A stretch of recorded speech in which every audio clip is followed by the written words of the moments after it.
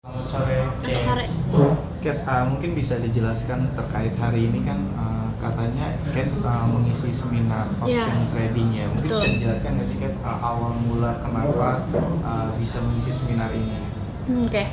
Jadi aku jelasin dari dulu aja kali ya. Kenapa papi aku buka seminar option trading ini? Jadi dulu sebenarnya papi aku ini kan kalau dari dulu ya kuliah di Berkeley di Amerika ngambil perbankan gitu. Jadi emang ada background di perbankan. Terus papi aku jadi trader dan kerja di bank dan akhirnya naik jadi vice president, wakil presiden Bank of America waktu itu. Jadi makanya kenapa emang ada bidang di keuangan, tapi habis balik Indo banting setir jadi pengacara. Makanya mungkin orang-orang kaget juga ternyata kok pengacara yang vokal sering keluar itu ternyata punya ilmu keuangan juga gitu. Nah waktu itu papi aku waktu itu sering lah bikin video kayak saya nggak butuh duit gitu, kayak udah ngomong-ngomong kalau saya uang saya bukan dari jadi pengacara gitu, papi aku ngomong gitu. Nah orang banyak penasaran, oh terus uangnya dari mana, gimana sih Calvin banyak yang nanya. Terus papi aku kasih tahu lah kalau papi aku ini punya ilmu keuangan, bukan cuma tentang option trading sebenarnya. Jadi papi aku tuh punya banyak ilmu tentang contohnya investasi di properti dan di bisnis tuh gimana sih. Kalau di saham, cara ngelihat saham tuh gimana sih, ada secara fundamental, teknikal, dan momentum gitu. Dan salah satu yang paling mantulnya itu tuh strategi yang tentang option. Jadi option ini tuh ketika biasanya orang bermain sebagai pembeli, di sini strategi papi aku adalah bermain sebagai bandar gitu. Option trading ini, dan ini tuh adalah strategi yang papi aku ciptain sendiri gitu loh. Option di Indonesia mungkin ada beberapa ya, tapi strategi yang satu ini cuman ada di kelas ini. Dan hal yang kayak gini tuh, ilmu keuangan kayak gitu nggak diajarin di kuliah gitu. Oke, jadi awal mulanya dulu karena orang banyak yang Pak Alvin ajarin dong ilmu ini gitu. Jadi papi aku buka kelas. Awalnya papi aku bilang 25 aja ya, nggak usah banyak-banyak. Tapi itu di batch pertama sampai kemudian sampai sekarang ini di batch ke-8 orang-orang pada mau banyak, bahkan sampai ngantri sampai berbulan-bulan kemudiannya. Jadi nambah sampai 40-an gitu. Di batch ke awal itu papi aku semua yang ngajar. Nah, tapi kan teman-teman tahu kan kondisi papi aku tuh bagaimana. Jadi di batch yang kedua sampai ke-6 itu aku sama tante aku dan tim ngebantuin untuk ngajarin. Jadi di batch kedua papi aku bilang ke aku, "Beb, kamu ngajar ya?" "Hah? Aku sih udah ngerti ya, cuman kan mengajarkan orang dengan mengerti sendiri itu kan hal yang berbeda gitu." Karena dulu waktu di penjara, pas papi aku masih zamannya di penjara tuh tiap Sabtu aku kesana belajar keuangan ini. Jadi belajar dari buku ini, buku Big Green Machine ini papi aku tulis pas masih dari pengalamannya di Amerika. Satu buku full ini berapa halaman, 160 halaman aku pelajarin. Dan itu juga berbulan-bulan untuk nyelesain ini. Jadi aku bawa buku catatan, papi aku jelasin, oke aku tulis, aku pahamin gitu. Jadi sama aku penjara aku belajar ilmu keuangan gitu. Dan setelah itu makanya aku sama tante aku juga udah paham, kita bisa praktekin ilmu itu. Makanya pas ngajar ya walaupun aku sebenarnya agak deg-degan kan, karena baru pertama kali ngajar tentang ini di yang batch kedua, tapi aku bisa lah. Dan makin lama di batch yang ke-6 itu aku udah lancar. Dan barusan aku ngajar juga udah, menurut aku ya aku udah sangat bisa. Cuman emang kelemahan aku tuh kadang kalau ngomong kecepetan, karena kebiasaan dari kecil kalau ngomong kecepetan. Sekarang aja nih ngomongnya kecepetan ya gitu sih ya gitu. Jadi awalnya kayak gitu. Kat, alasannya kenapa bisa tertarik untuk belajar option trading itu, mengingat kan mungkin usia Kat itu kan masih dibilang ya 17 tahun gitu ya, masih inilah, maksudnya apa alasannya juga?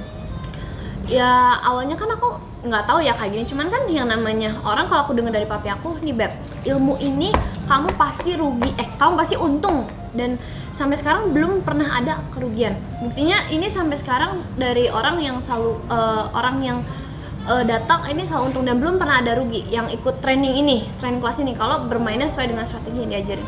Ya aku mau belajar pastinya biar aku juga bisa, karena kebanyakan orang ya ketika misalnya dikasih warisan berupa misalnya uang atau aset, uang itu tuh lama-lama akan habis. Kalau misalnya kita belajar gimana sih cara mengoptimalkan uang tersebut agar selalu misalnya mendapat bunga tiap bulan, ada kenaikan lah dari uang tersebut. Nah itu kan bagus itu, daripada lama-lama kalau kita nggak apa-apain uang itu lama-lama habis gitu. Atau nggak kalau misalnya cuma taruh ke deposito itu kan akan kalah dengan nilai inflasi kayak gitu. Jadi papi aku ngajar nih cara-caranya gimana untuk ngeinvestasiin uang gitu. Jadi itu menurut aku sangat berguna ya, karena di kedepannya juga aku nggak akan kekurangan gitu. Jadi itulah kenapa aku tarik juga, aku biar bisa ngelanjutin apa yang udah papi aku mulai. Kan papi aku udah punya ilmu itu, papi aku bagi-bagi ke orang-orang lain ilmunya, tapi ya ikut kelas ini bayar 15 juta. Kenapa? Karena ada biaya hotel, biaya makan, dan ada tim yang harus juga dibayar gitu. Jadi makanya kenapa kelasnya bayar. Tapi papi aku ini niatnya mau bantu biar masyarakat ini cerdas secara ilmu keuangan. Makanya kenapa aku juga mau belajar untuk diriku sendiri dan untuk biar bisa ngebantu orang lain juga gitu sih. Oke. Kat, untuk sudah mengajar itu berarti sekarang sudah berapa lama, Kat? Kalau dari Kat sendiri gitu. Berapa lama? Berarti aku udah ngajar sekitaran 7 kali, 7 bulan.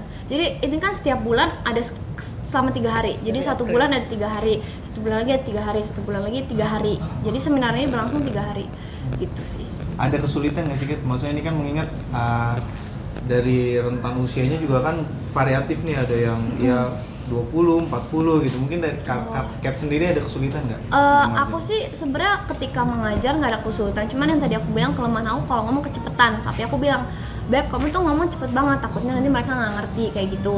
Dan kesulitan sih, aku sih cepet tangkep ya. Jadi kalau misalnya aku baca ulang, oh ya udah aku bisa ngajar.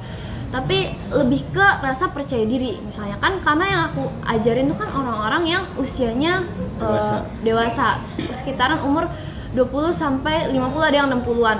Jadi aku agak khawatir di situ, aduh mereka ini gaya diajarin sama anak kecil gitu.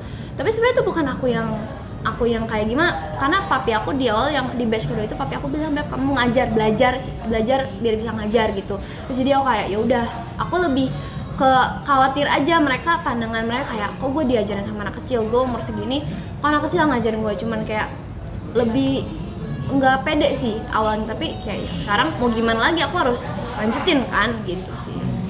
Oke, berarti kalau bisa dikatakan belajarnya itu yang dari papi itu yang waktu di penjara itu sampai Kat benar-benar paham itu berapa lama kira? Berapa lama ya? Ketika 2 bulan papi aku di dalam, tiba-tiba papi bilang, oke Beb, papi mau ajarin kamu ilmu keuangan. Papi di dalam tuh udah 1 tahun ya?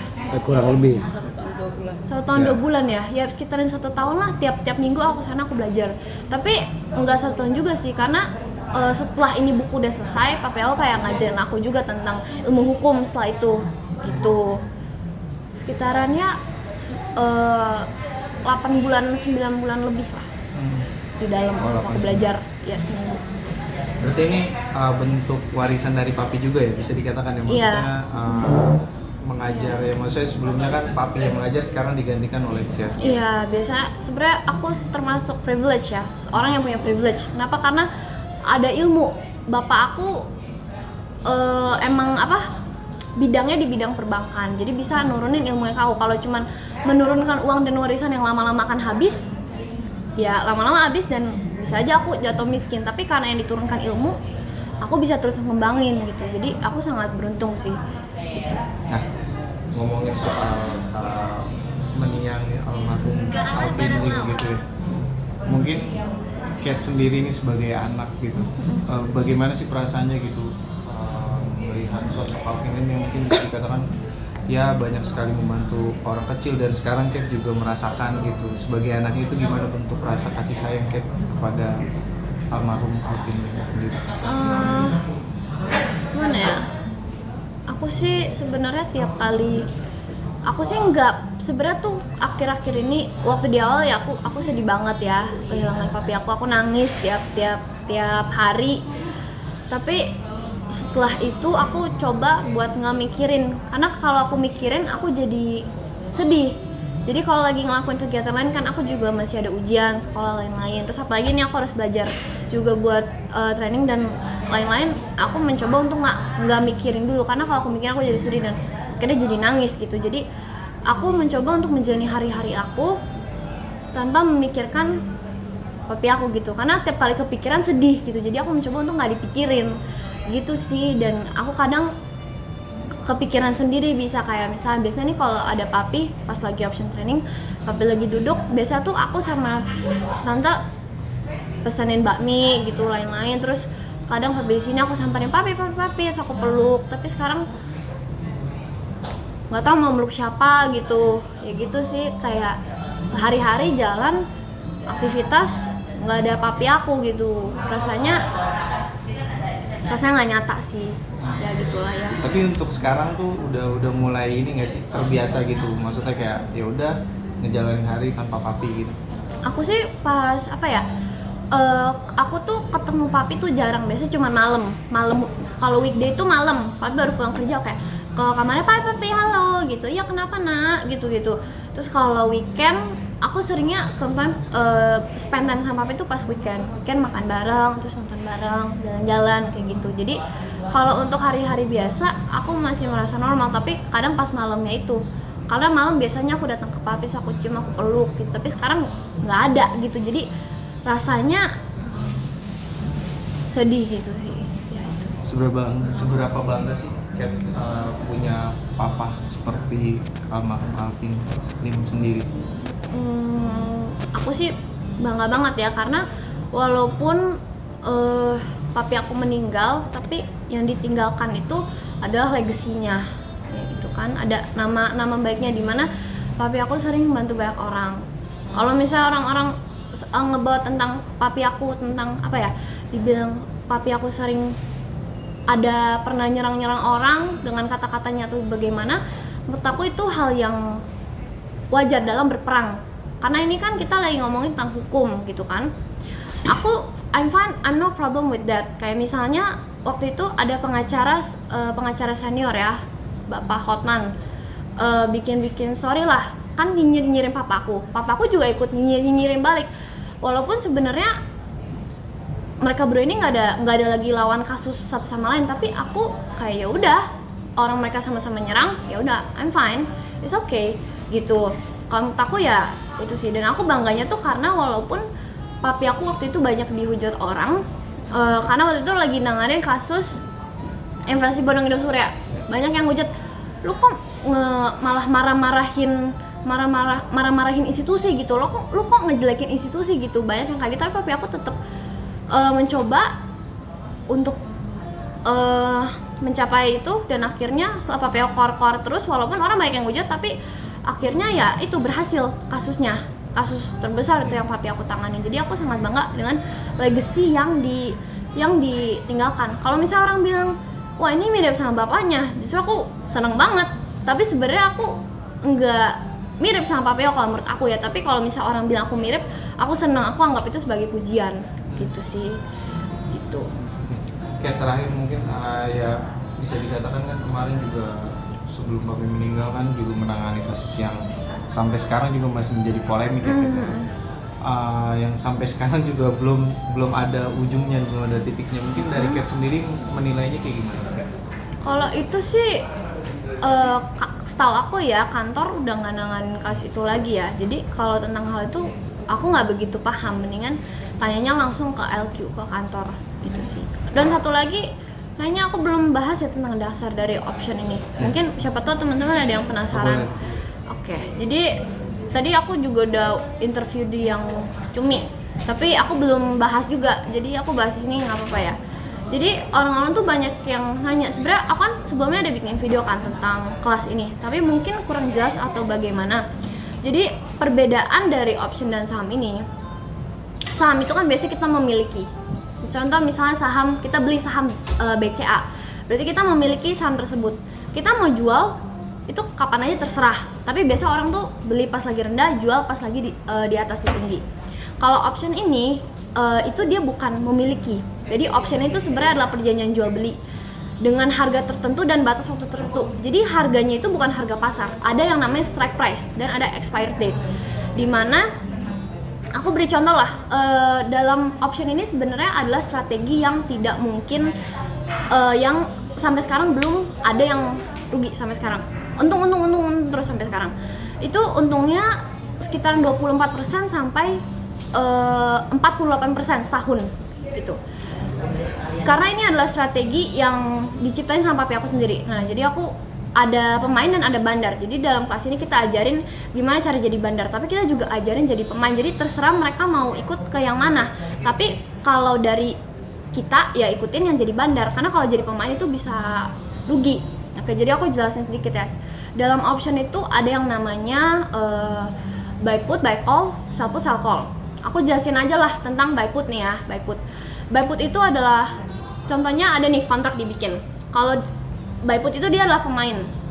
Lawannya itu berarti sell put, orang yang melakukan sell put. Itu berarti penjualnya atau bandarnya gitu. Jadi misal kita sebagai buy put, kita buy put. Misalnya underlying stoknya misalnya SLV, silver. Nah, di situ ditertera misalnya strike price-nya itu 19 contoh, 19 strike price-nya. Nah, expired date-nya 31. Jadi beda sama saham. Kalau saham kan nggak ada expired date-nya. Kalau option itu ada expired date-nya, dimana kontrak itu bisa selesai gitu. Jadi ketika nanti sudah sampai ke expired date, misal expired date tanggal 31, tadi kan strike price-nya di berapa, 19 kan, 19. Jadi orang yang melakukan buy put ini ketika di saat itu harga pasar ya contohnya, orang yang melakukan buy put ini mengharapkan harga pasar turun. Kenapa? Karena orang yang melakukan buy put ini dia punya hak untuk membeli di harga pasar dan dia menjual di harga strike price gitu. Jadi simpelnya contoh nih, di tanggal 31 itu harga pasar misal 17. Pasti si orang yang melakukan buy put akan membeli di 17, jual di 19 strike price itu. Dan yang membeli itu si bandarnya, orang yang melakukan sell put. Dia harus beli di 17. Jadi ibaratnya kayak taruhan. Ini di akhir bulan naik atau turun. Kalau misalnya turun, ya dia dapat untung dari selisih jual beli itu. Tapi si orang yang melakukan buy put ini harus bayar premi ke si penjual. Tapi kalau aku jelasin kayak gini, mungkin teman-teman bakal mikir kayak, loh berarti kan yang jadi bandar jadi si penjual, dia harus beli dong itu. Nah, untuk itu nanti bakal dijelasin lebih lanjut di kelasnya. Jadi kita memang udah ada teknik-teknik untuk menanggulangi resiko tersebut gitu. Udah ada tekniknya, dan bahkan kita juga bakal ajarin gimana sih cara nentuin strike price, gimana cara kalau misal setelah itu kebeli sama si penjual apa yang harus dilakukan gitu. Jadi kalau misalnya memang teman-teman mau tahu ikut lebih lanjut, bisa ikut kelasnya. Kita masih ada slot gitu. Satu kelas itu 3 hari udah dapat hotel, makan, snack, dan diajarin sampai bisa. Hotel nggak? Hotel nggak? Cuman ini ruangan aja. Ruangan meeting. Oh iya, maksudnya ruangan, maksud aku ruangan di hotel. Iya, maksud aku dapat ruangan di hotel, maksudnya tempatnya itu di meeting. Hotel, tempat meeting, kayak gitu sih. Iya, dan kenapa bayar?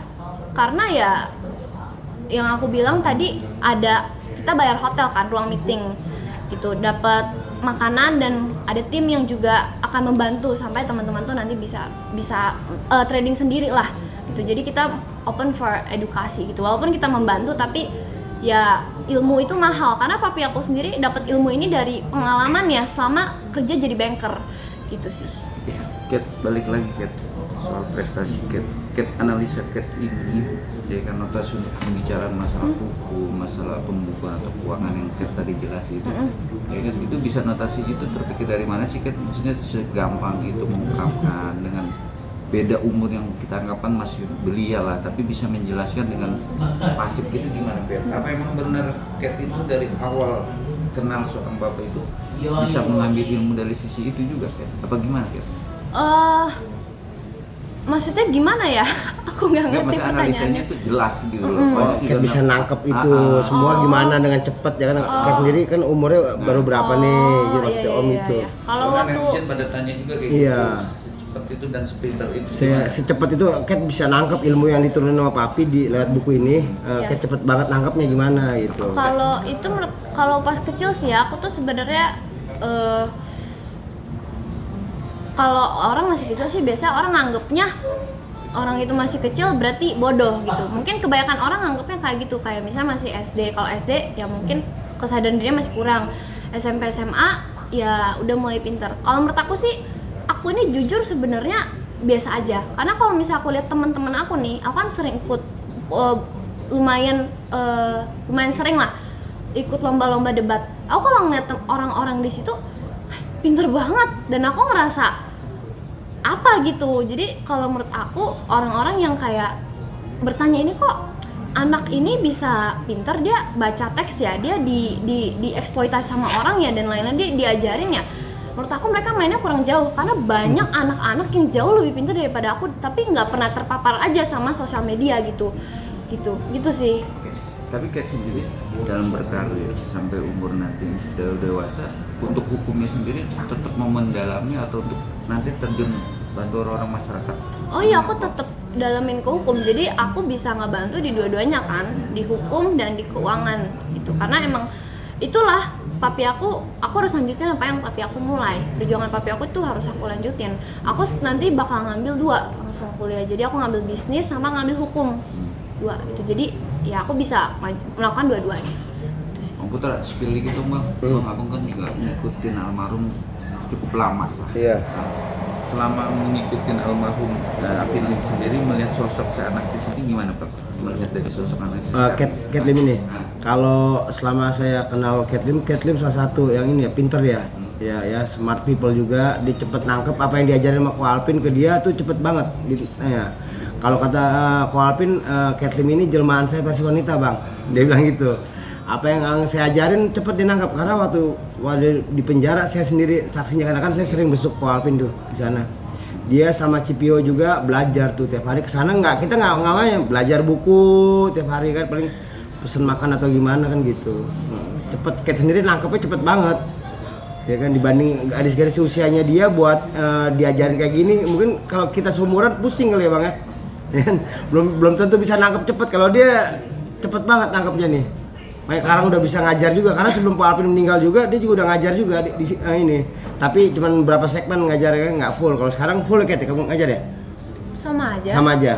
Oh gitu. Cuman emang lebih nambah lebih banyak dikit aja sih. Oh gitu. Tapi kalau untuk karakternya ada nggak sih sedikit ya kan sama almarhum sendiri apa dari karakternya sendiri? Yang dilihat dari Ya pinternya dapat, galaknya ya ada sih dikit-dikit ya papi ya. Papi. Ya ke kamu papi, orangnya tegas. Tegas. Ya. Tegasnya tegasnya ada, dia tegas.